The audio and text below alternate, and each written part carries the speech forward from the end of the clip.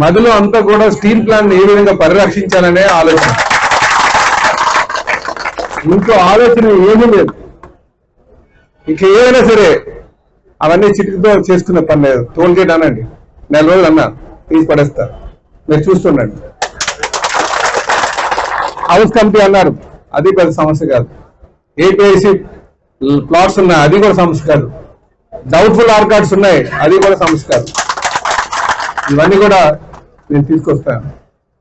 కానీ ఈ ప్లాంట్ని ఏ విధంగా మనం ముందుకు తీసుకువెళ్ళాలి, ఇది భవిష్యత్ తరాలకి ఎంప్లాయ్మెంట్ ఇచ్చే విధంగా ఉండేటట్టుగా ఏం చేయాలి, పబ్లిక్ సెక్టార్లోనే దీన్ని కొనసాగించాలనే ఒక ఆలోచన ఎప్పటికప్పుడు అలాగా ఆలోచన చేస్తూనే ఉన్నది. Day and night. ఏదో ఎక్కడ విడిచిపెట్టేటట్టు లేదు. నన్ను ఆలోచన విడిచిపెట్టట్లే. ఆలోచన ఎప్పుడైతే ఉందో ఈ మధ్యలో ఆ కసి అయితే ఉంది, ఆవేదన ఉంది, ముందుకు తీసుకెళ్లాలని.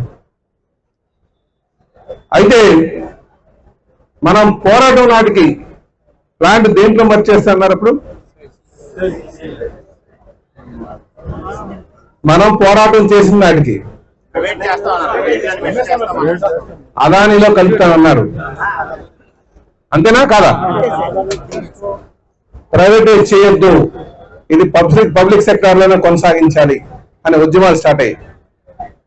ఉద్యమాలు స్టార్ట్ అయిన తర్వాత మళ్ళీ ఏ స్టేజ్ తీసుకొచ్చారంటే మళ్ళీ లాస్లో నడుపుతూ లాస్లో తీసుకొచ్చేసారు.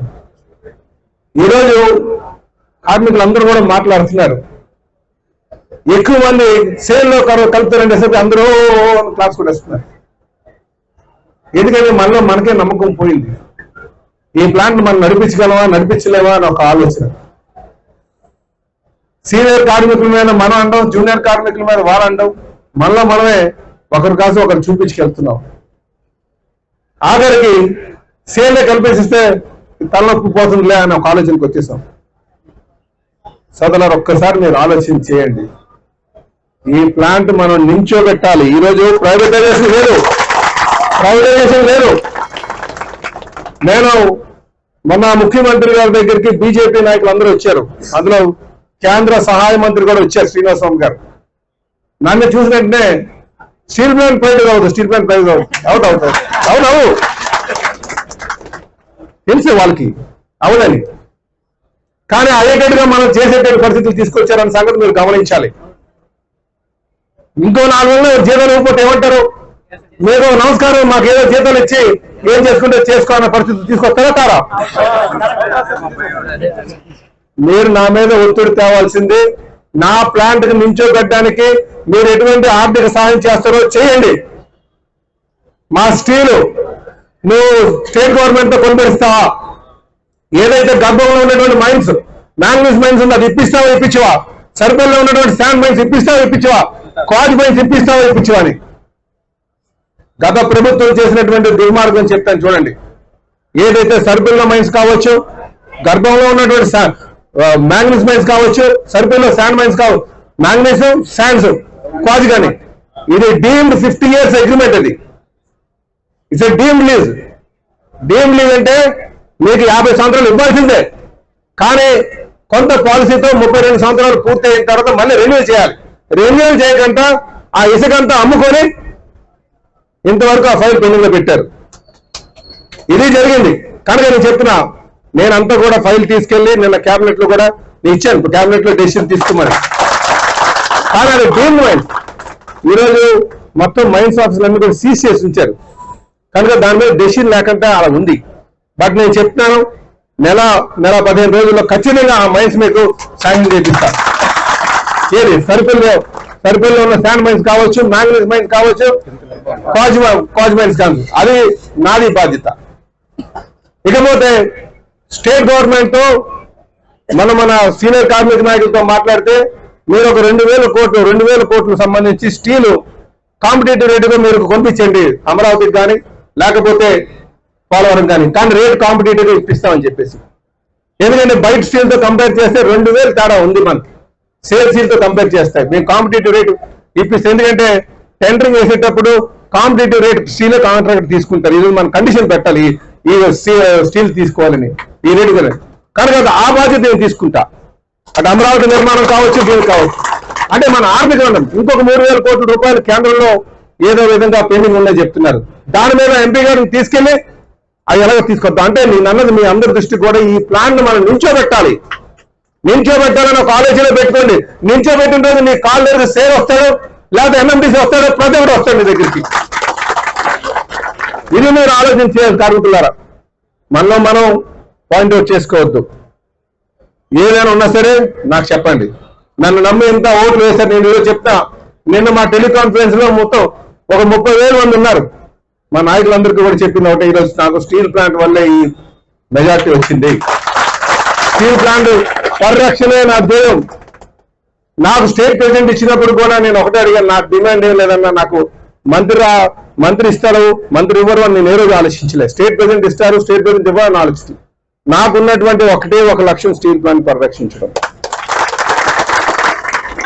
కనుక నా పోరాటం పార్టీలో గుర్తుంది, అధినాయకులకు తెలుసు, నా మొండితనం కూడా వాళ్ళకి తెలుసు. ఖచ్చితంగా ఈ ప్లాంట్ ని మనం పరిరక్షించే ధ్యేయంగా వెళ్దాం. మీ అందరూ కూడా, యువ కార్మికులందరూ కూడా దీన్ని నించోబెట్టడం ఎలాగా అనేది ఆలోచన చేయండి. దానికి నించోబెట్టలేమని ఆలోచన పెట్టుకోవచ్చు వల్ల సుమా నించోబెట్టగలం. మీరు సంకల్పించుకోండి, మీరు ఆలోచన చేయండి. దానికి కావాల్సినటువంటి ఆర్థిక సాయం అని నాకు చెప్పండి. అలాగే ఇందాక సోదరులు మాట్లాడుతూ ముందు ఎంపీ గారితో రివ్యూ పెట్టమన్నారు. ఆయన నిన్నే ప్రమాణ స్వీకారం చేశారు. 1వ తారీఖు వరకు కూడా అక్కడ నడుస్తుంది సెషన్. వచ్చిన తర్వాత ఆయన వచ్చిన వెంటనే నేను డేట్ తీసుకొని అందరూ సేల్ మేనేజ్మెంట్, మన స్టీల్ ప్లాంట్ మేనేజ్మెంట్ తో, కార్మిక నాయకులతో మీటింగ్ ఏర్పాటు చేసి ఖచ్చితంగా మనం తీసుకోవాల్సిన నిర్ణయాలు మనం తీసుకుందామని చెప్పి సందర్భంగా తెలియజేస్తున్నాను. సోదరులారా, ఈరోజు పడుకోబెట్టి మనతోనే బయటకు అమ్మిద్దామనే ఆలోచనలో ఉన్నారు. కనుక ఎవరిని కూడా మనం బతకాల్సిన అవసరం లేదు. దీని ఇంకో మాట కూడా చెప్తా, ఈరోజు రాష్ట్ర ప్రభుత్వానికి బాధ్యత ఉంది. 8,000 మంది ఈరోజు నిర్వాసితులు వెయిట్ చేస్తున్నారు. నిర్వాసితులకు ఏం సమాధానం చెప్పాలి నేను? 30 సంవత్సరాల క్రితం టీచర్స్ అందరినీ తీసుకొని ఈరోజు నిష్ఠాసార్ పో అంటే సమాధానం ఎవరు చెప్తారు? ప్రజాప్రతినిధిగా మీరే చెప్పాలి. నాది బాధ్యత. ఓట్లు వేసిన వారికి సమాధానం చెప్పాల్సినటువంటి బాధ్యత. కనుక ఎవరన్నా రోడ్లో పెట్టేస్తారంటే చూస్తూ ఊరుకునే పరిస్థితి లేదని ఈ సందర్భంగా తెలియజేస్తున్నా.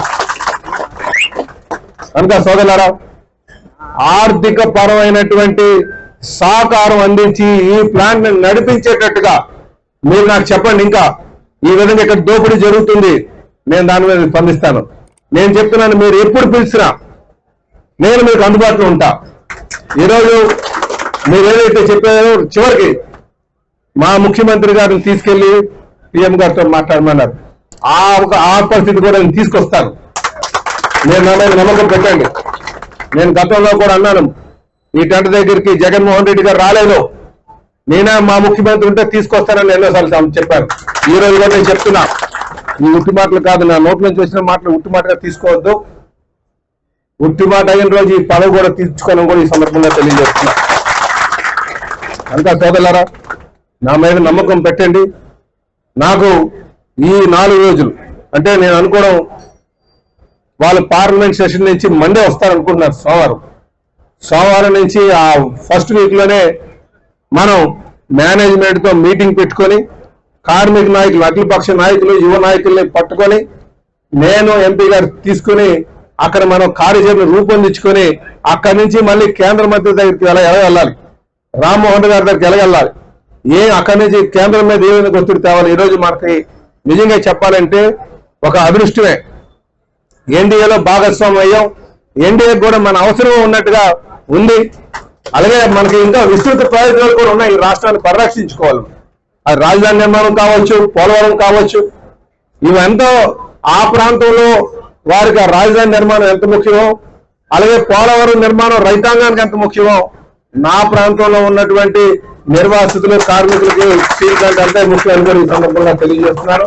నా ప్రయారిటీ కూడా స్టీల్ ప్లాంట్ అని చెప్పి ఈ సందర్భంగా తెలియజేస్తూ, నాకు మీరు ఇచ్చినటువంటి సలహాలు, సూచనలు నాకు అన్ని గుర్తున్నాయి. ఖచ్చితంగా మనం ముందుకు వెళ్దాం.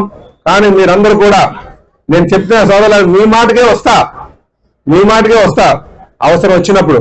కానీ ఈ రోజు మీ అందరి దృష్టిలో కూడా ఈ ప్లాంట్ నిల్చోబెట్టాలి, దానికి కావలసినటువంటి ఆర్థిక వనరులు రాష్ట్ర ప్రభుత్వం ఏర్పాటు చేయాలి, కేంద్రంతో మాట్లాడే ఒత్తిడి మాత్రమే నా పైన తీసుకురండి అని చెప్పేసి ఈ సందర్భంగా తెలియజేస్తున్నారు. అటువైపు వెళ్దాం. అలాగే ఈ మైన్స్ తో పాటు ఇంకా స్టీల్ మైన్స్, ఈరోజు స్టీల్ మైన్స్ కానీ మన రాష్ట్రంలో ఉండుంటే ఖచ్చితంగా ఇచ్చిండేవాడిని. ఎక్కడైనా స్టీల్ మైన్స్ ఉన్నాయా? కానీ మన స్టీల్ మైన్స్ మనం మైన్ ఇప్పుడు తీసుకున్నా సరే, నేను కొంతమంది పెద్దలతో మాట్లాడాను మేనేజ్మెంట్ లో ఉన్నటువంటి వాళ్ళు ఏమంటే మళ్ళీ మన మైన్ ని దానికి రేకులు తెచ్చుకోవడానికి కానీ లైన్ వేయడానికి కానీ మైన్ ఆపరేషన్ తేడానికి మినిమం 3 సంవత్సరాలు పడుతుందట. 3 సంవత్సరాలు పడుతుంది. సేల్ లో మర్చేసినా మీకు 1.5 సంవత్సరాలు పడుతుంది. మైన్ ఇచ్చిన తర్వాత మైన్ ఆపరేషన్ తీసుకొచ్చినా మీకు 3 సంవత్సరాలు పడుతుంది. అంతకాలం మనం ఏం చేస్తాం? జీతాలు లేకుండా అలమటిద్దామా? ఒకసారి చెప్పాలి, జీతాలు లేకుండా అలమటిద్దామా? కనుక మనం ముందున్నటువంటి లక్ష్యం ఖచ్చితంగా ఆర్థిక సాయం తీసుకోవడం, అది రాష్ట్ర ప్రభుత్వం కావచ్చు, కేంద్ర ప్రభుత్వం కావచ్చు, దాన్ని ప్లాన్ నిల్చోబెట్టుకుని ముందుకు వెళ్ళడం సరైన నిర్ణయంగా నేను భావిస్తున్నాను. లేదు ఇక్కడ అవదు అన్న తర్వాత ఖచ్చితంగా సేల్ మర్జర్ కోసం మనం అడుగుతున్నాం. అందులో డిమాండ్ ఆల్రెడీ ఉంది. ఆ డిమాండ్ కోసం మనం వెళ్దాం. కొంతకాలం వెళ్ళిన తర్వాత సేల్ మర్జర్ ఎందుకు ప్రైవేటైజ్ చేస్తే పోయే కదా అన్న ఇది కూడా చేస్తాం. మనం బాగా గుర్తుంచుకోవాలి. అందుకనే ప్లాన్ నడిపిద్దాం ఒక ఆలోచనకు వద్దాం, నిల్చోబెడదాం ఒక ఆలోచనకు వద్దాం. ఈ రోజు కావాల్సినటువంటి ఆర్థిక సహాయం వైపు మనం దృష్టి పెడదామని చెప్పేసి నాకు తెలియజేస్తాం. ఒక్క 3 నెలలు మీరు సమయం నాకు ఇవ్వండి. ఈ 3 నెలల్లో మనం ఎటువంటి సహాయ సహకారాలు అందిద్దామని చూసిన తర్వాత మళ్ళీ మనం కూర్చొని ఎప్పటికప్పుడు మనం కూర్చొని ఆలోచన చేసుకుని ఒకరినొకరు నిందించుకోవడం కాదు. నేను చిత్తశుద్ధితో చేస్తా, నేను నిస్వార్థంగా చేస్తా, మీరు నన్ను నమ్మండి, నా మీద బాధ్యత పెట్టండి. మనం ప్రతి నెల కూడా రివ్యూ చేసుకుని మనం ఏం చేద్దామని చెప్పేసి ఒకటే ఒక ధ్యేయం, ఈ ప్లాన్ నిల్చోబెట్టాలి, భవిష్యత్ తరాలకి ఎంప్లాయ్మెంట్ వచ్చేటట్టు చేయాలి అనే ఆలోచనతో మనం ముందుకు వెళ్దామని చెప్పి సందర్భంగా తెలియజేస్తూ నాకు ఈ అవకాశం ఇచ్చినందుకు, నమ్మకంతో మీరందరూ వచ్చినందుకు మీ అందరికీ కూడా పేరు పేరున నమస్కారం తెలియజేస్తూ సెలవు తీసుకుంటాను. విశాఖ ఉక్కు, విశాఖ ఉక్కు, విశాఖ ఉక్కు. జై హింద్.